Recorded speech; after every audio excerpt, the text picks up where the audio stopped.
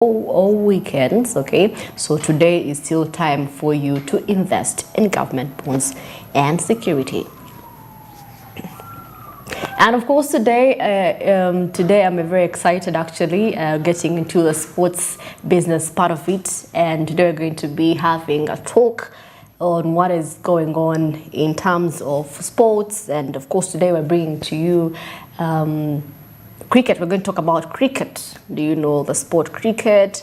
How much do you know? Do you know we are being represented in the East African cricket tournament, or you've just heard of it? But anyway, today I'm going to be joined with a guest, and he's an assistant captain of the Cranes, the cricket Cranes, representing us right about now, actually, because we're going to play today as well. So anyway, he's called Waiswa Kenneth, and of course he's an assistant captain of the cricket Cranes, and he's going to be giving us much more information when it comes to the game of cricket, how far we are progressing as Uganda.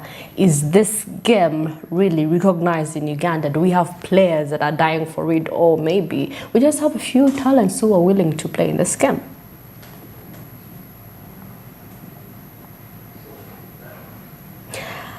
Well, good morning, Waiswa. Good morning. How are you? Good morning, ma'am. I'm okay.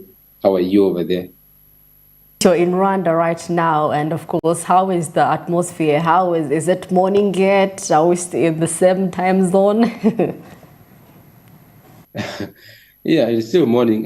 We're just 1 hour behind Uganda, so it's almost the same time zone.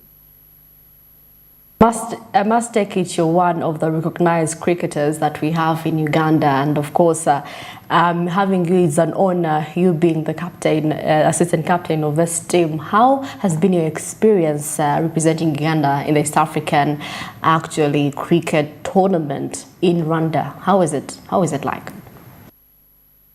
Yeah, it is really good for me, and it is an honor. Obviously, every player, their goal is to represent their nation. And, when you get there and you're doing well for the team, it means a lot for you and for your family and for those people who are, they are supporting you in each and every time. So for me as a player and that guy on the team, it is really good for us to be here and play for the country in the second edition of the East African Trophy. And yeah, the guys are doing well. It's a bit challenging. It's a bit more hot than back in Kampala, but yeah, we are, catching up and finding our feet. Just to cut you short, I want to know, what is your story behind your passion and love for cricket? I want people to know what it takes for you to play cricket. What inspired you really to play this sport? Because I believe in Uganda there are very few people that recognize the sport, a few compared to maybe football and other games like netball and volleyball. What is your story behind cricket, your love for it? For me, I think it started from where I had my primary from in Jinja at Magua. We play cricket there, and then I went to Jinja, they play cricket, and then I went to Muiri. So it is basically the schools that I went to and the people I met there, that encouraged me to play the game. And yeah, I picked the love, I think, in my Form 2 at Jinja. So from back then, I never looked back. I just, continued playing.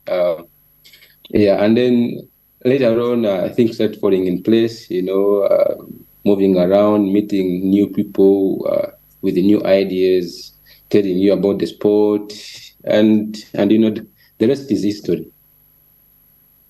So how is the reception there in Rwanda? Do you have fans there? Are there people rooting for you? Did you go with a crew of fans to Rwanda? How is the community receiving you guys from Uganda? Unfortunately, we didn't travel with the crew, but there are many guys here that come from Uganda. So yeah, they come around and support us once in a while, more so over the weekends, because during the week they are working. And yeah, even local community, they've been coming through, every day of the week. They love the sport. It is really encouraging to see picking up the love for the game. I would say they're developing more in terms of support than us back in Kampala. So I'm not surprised because they're doing well. There is a team played in the World Cup in January, so that means they picked a lot from that, and yeah, they're coming through to support their team, and then support us, of course, because we are kind of related. Well, looking at the charts, I see that Uganda is actually performing quite well, and of course, among the 5 games, you've lost 1. I mean that is something you must be happy for, and of course, I am happy. You're representing us quite well. So, I want to know are there hopes that maybe you will join the World Tournament when it comes to cricket, like us? If at all we win this thing, is there a possibility that we could be among the top countries in Africa or representing Africa worldwide when it comes to the World Cup of cricket? Yeah, there's a big of course, there's a big possibility for us to go and play in the World Cup. In November, December, we have an ICC T20 qualifiers in Namibia.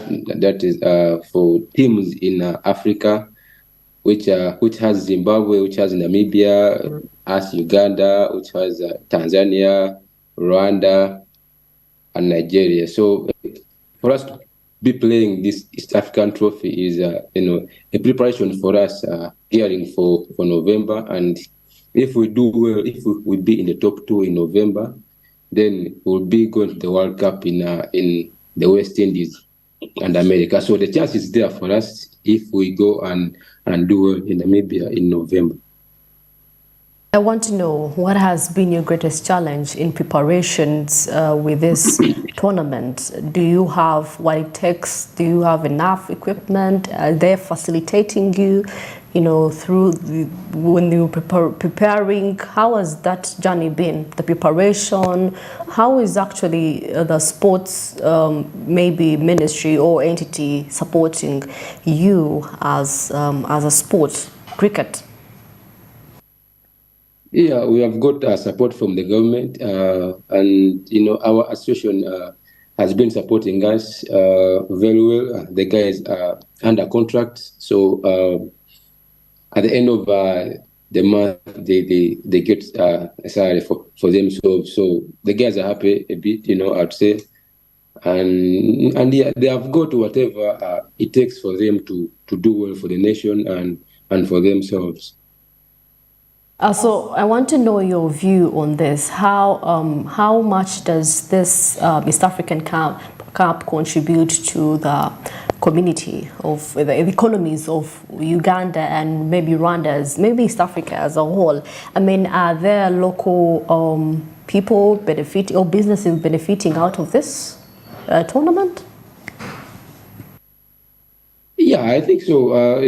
We are here at the hotel La Palace, and we are giving them business. The people providing for us food at the ground, water, transport, and yeah, I think it is helping the economy of Rwanda. I would say, I don't know for us as Uganda or Tanzania, but I'm not sure. But for Rwanda, yeah, I'm very sure. People are getting businesses for this 10 days that we are here. You talked about schools having a contributing factor on how passionate a child may be in sports, and of course I've gone to different schools, and cricket is not really a sport that maybe most schools are really providing for the students. There is football, there is netball, but cricket, I don't know, is it because maybe of the equipment? Is it the equipment that is not there that maybe they could say they can involve themselves in? I mean, where is that gap? What is the gap that you feel that maybe we have less schools that are embracing this sport? I think back then it was a sport for for traditional schools, schools like Mwiri, like Budo, like Makerere. But now the sport has been introduced in so many schools. The challenge back then was the ground. You can't just go and play on any ground. So, but the association is trying to get more grounds into more schools now. Schools are playing the game more. I would say in Mukono, there are so many schools now playing schools cricket, even in Kasese, even in Soroti. So, yeah, there's development going on, which is very good for the sport. And I would say maybe for the next 5 years, we would be having so many schools playing the game, and then having so many kids playing the game, and hence, having more talent in the country. And of course, lastly, I want you to, convey your last messages to your fans, out there rooting for you, because I mean, you have been reading your profile and you've been quite progressing, and I must say, congratulations to you. I want people to know certain sports like cricket, what it's needed, and the bat and the ball and swinging it then. Anyway, I would like you to convey your last messages for your fans, give them hope, give them a little bit of hope that we are coming with this trophy this time. Thank you. For me, it has been, hard work. I've been working hard ever since I started playing this game, and the game has given me a lot. So I know what it means to play for the country, to play for myself, and whenever I'm given a chance to represent the nation or in the team that I'm playing for, I give my best, because sometimes your luck doesn't last longer. So when you have it, make sure you use it very well. For the fans, thank you for the support, and continue supporting us. The boys are really doing well, and I'm hoping we'll continue doing well the remaining games, so that we go back home with a trophy. And yeah, thank you once again. Maybe you could tell them what time we expect the game today, so that they can keep tuned in, where maybe they can catch the match, the tournament. Yeah, the games are live streamed on Rwanda Cricket YouTube channel, so they can go there and be checking once in a while if they time, and yeah, we start playing at 1:45. That is Rwanda time. So Kampala time is 2:45 p.m. Of course, thank you for being a good player for cricket, and we really love your service that you're doing. Representing us there in Rwanda is a great honor for us, and of course, having you right now in our sports business, it's a great pleasure. And of course, wishing you all the best for the coming games, and of course, hoping you win this for our country, Uganda. You will do us proud. Thank you for being here. Thank you too. Thank you.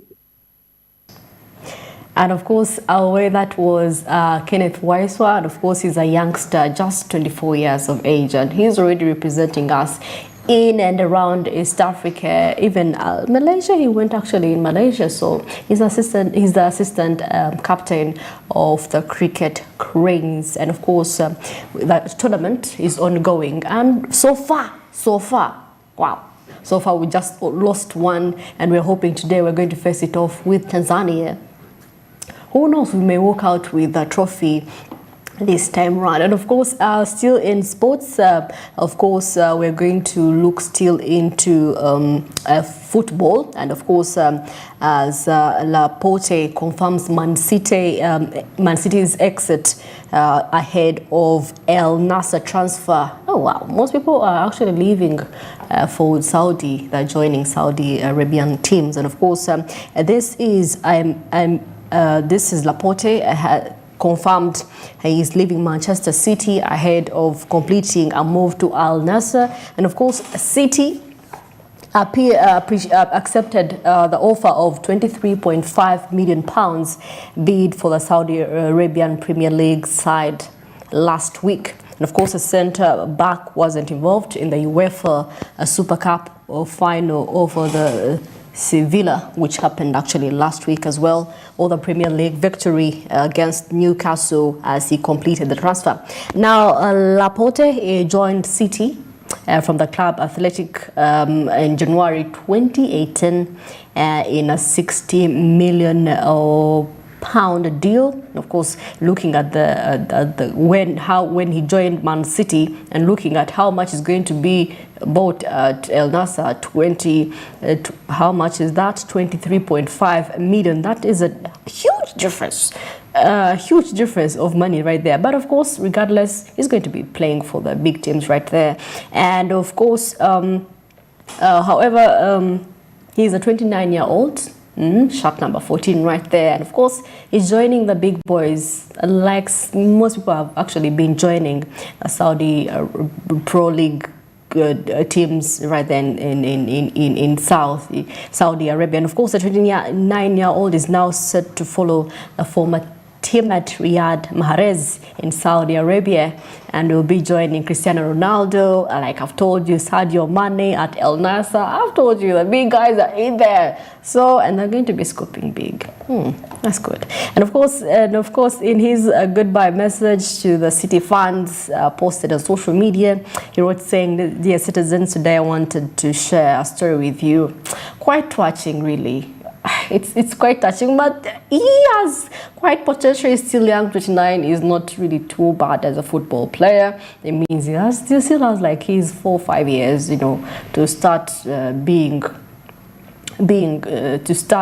the whole process of retirement. When you play ball for a long time, the injuries that come in, it's better you retire at an age that is earlier, so that you can do your other and venture into other businesses, or maybe be a coach, who knows, train a few, make an academy. That's it for the sport of football. Once you're retired, you could have an academy, be a coach, or a manager, who knows. And of course, that is it for Porteas. He's going to be leaving for Al Nassr anytime from now, joining the big guys, Cristiano Ronaldo, Sadio Mane.